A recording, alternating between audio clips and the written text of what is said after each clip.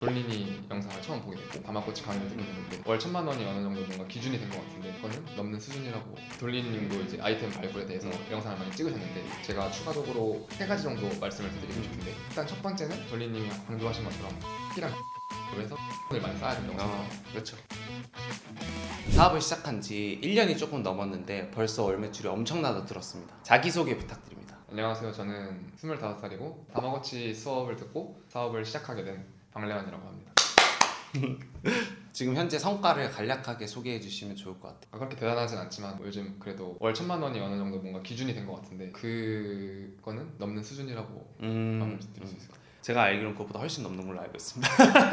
그럼 두 번째로 처음에 왜 사업을 하기로 결심하셨나요? 일단은 아마 이 영상 보시는 분들이 대부분 평범한 분들이 많을 거라고 생각해요. 왜냐면 뭐 부자들을 빼고 가장 힘든 사람들을 빼면 그냥 평범한 사람들이 제일 많으니까.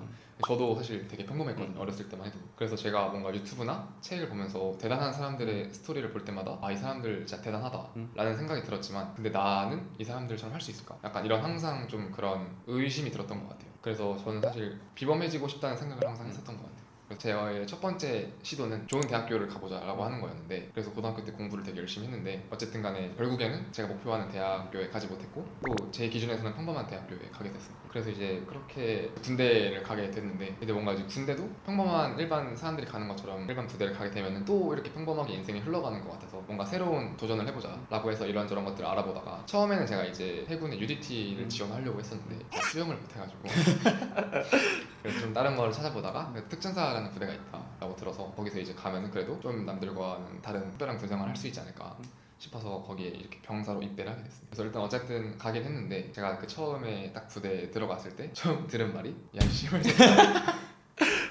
특전사니까. 네.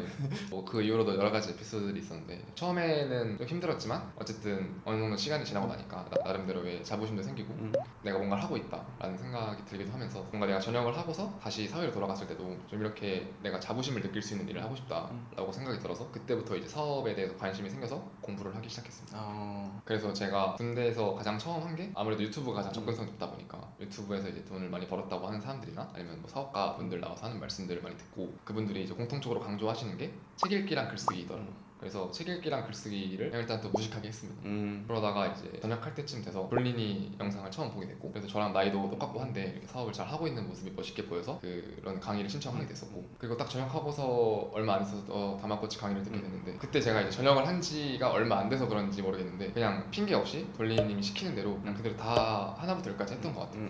그러다 보니까 운 좋게 그래도 조금이나마 금방 성과가 났었고 그거를 동력 삼아서 지금까지 열심히 할 수 있었던 것 같아요. 그러면 이제 사업 시작한 지 1년 조금 넘었는데 만약에 다시 1년 전으로 돌아가서 영원부터 다시 사업을 시작해야 된다면 어떻게 하실 것 같나요? 일단은 요즘에 시중에 정보들이 너무 많고 돌린님께서도 사업 어떻게 시작해야 되는지 단계별로 작성해 놓으신 게 있잖아요. 근데 일단 저는 그거를 넘어서는 좋은 방법은 없다고 생각해요. 근데 이제 그거를 아무래도 요즘 트렌드에 맞게끔 제가 조금 변형을 해봤는데 그래서 일단 첫 번째는 돌린님이 강조하신 것처럼 책 읽기랑 글쓰기로 해서 기본을 많이 쌓아야 된다고 생각을 해요. 그렇죠. 근데 이제 아무래도 기본을 쌓는다라고 하면 조금 모호하잖아요. 그러면 이렇게 그냥 책만 보다가 중간에 멈추시는 분들도 많고 그래서 제가 추천을 드리는 거는 자기가 공부하고 싶은 분야랑 기간이랑 뭐 공부량을 딱 정해서 그거를 마치면은 바로 사업에 진행을 하는 걸로 데드라인을 정해서 하면 좋은 겁니다. 그러면 배우는 거랑 기간이랑 양을 정한다고 했잖아요. 배우는 어떤 걸 배우는 거예요? 일단 배우는 거는 아무래도 사업의 아이템이 정해지기 전에는 가장 기본적으로 필요한 게 뭐 기본적인 사업 지식이랑 마케팅 지식, 영업 지식 이런 것들이 가장 사업에 필요한 기본적인 지식들. 네. 너무 중요해요. 왜냐면 기본적으로 알고 있는 게 없으면 좋은 아이디어도 나올 수가 없고 그래요.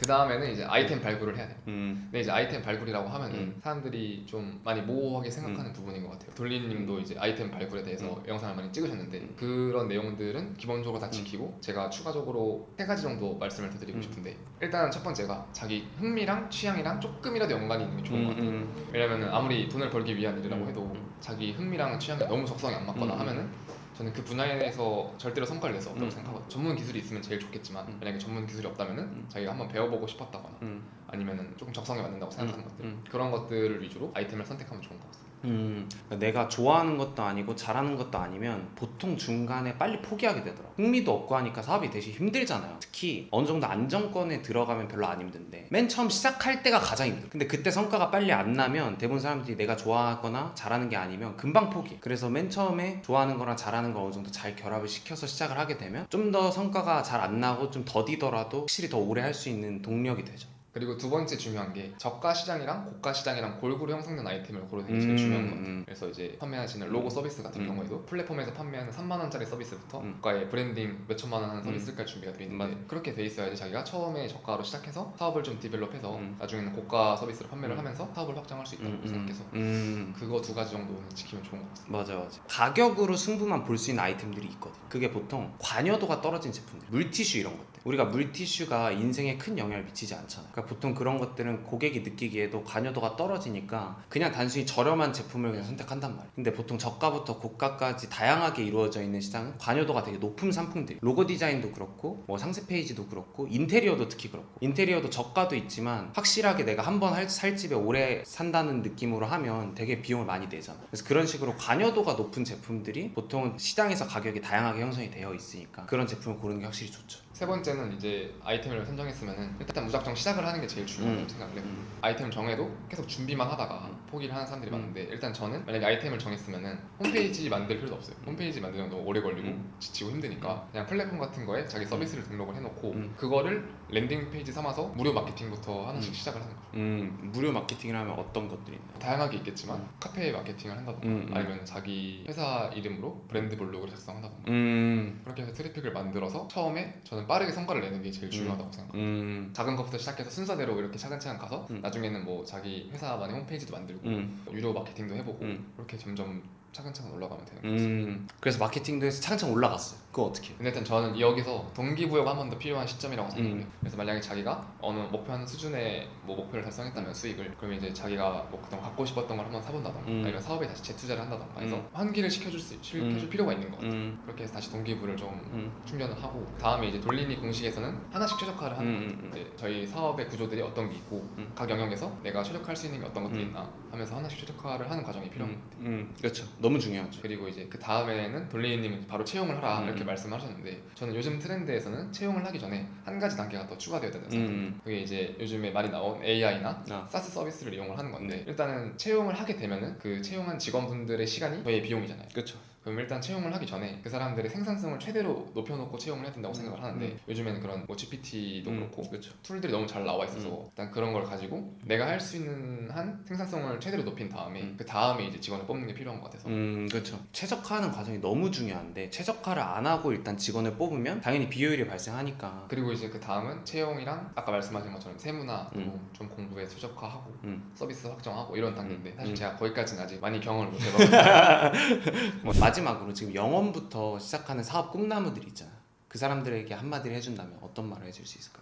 일단 아마 사업을 시작한다고 하면은 뭐 학생분들은 휴학을 했을 수도 있고 아니면 직장인이라고 하면은 잠깐 직장을 쉬고 계실 수도 있는데 어쨌든 간에 뭐 모든 사람들한테 다 그런 작은 도전이지만 자기 나름대로의 큰 결심이라고 생각을 해요. 그래서 저는 그렇게 큰 결심을 해서 사업을 시작했으면은 빨리 성과가 났으면 좋겠는데 근데 사실 이게 열정의 유통기한이 있다 보니까 아무리 자기가 처음에 마음이 뜨거워서도 뭐 6개월, 1년 계속 열심히 노력을 했는데 아무런 성과가 나오지 않으면은 사실 그거를 계속 지속할 수가 없다고 생각을 하거든요. 그래서 저는 처음에 시작했을 때 딱 빨리 열심히 최고의 방법을 사용해서 빠르게 조금이라도 성과를 내보는 게 제일 중요하다고 생각해요. 그러려면은 자기를 도와줄 수 있는 조력자가 가장 필요하다고 생각이 드는데 근데 아마 저도 그랬고 일반적인 사람들은 주변에 자기 사업을 하는 사람도 없을 거고 그렇죠. 사업을 하는 사람이 있다고 해도 자기를 좀 이렇게 진심으로 도와줄 수 있는 사람들이 많이 없을 거예요. 그렇죠. 그래서 요즘에 또 강의들이 많이 준비가 다 돼 있고 하다 보니까 저는 그런 강의들을 최대한 활용을 해서 처음에 자기가 시도를 했을 때 성공할 수 있는 확률을 최대한으로 높여놓고 빠르게 성과를 내서 그 성과를 통해서 동기부여를 받아서 다음 스텝으로 넘어갈 수 있게 그런 과정을 밟으시면 좋겠고 그래서 저는 뭔가 이렇게 배워보시는 것을 적극 추천드리고 있습니다. 그 저도 하고 있잖아요.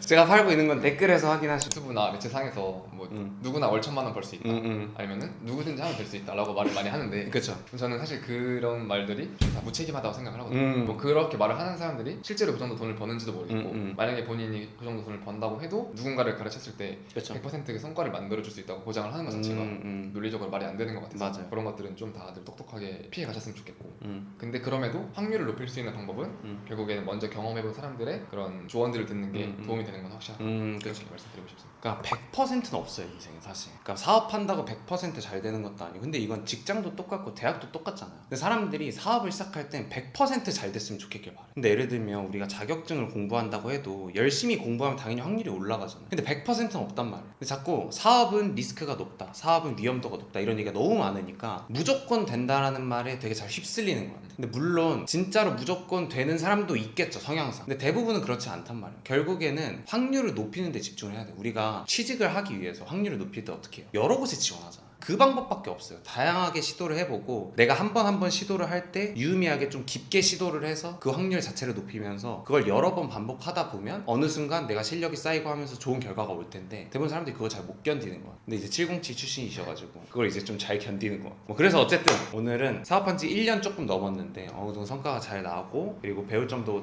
최근에 많이 얘기를 들어봤는데 많은 것 같아서 모셔봤습니다. 구독, 좋아요 부탁드립니다. 감사합니다.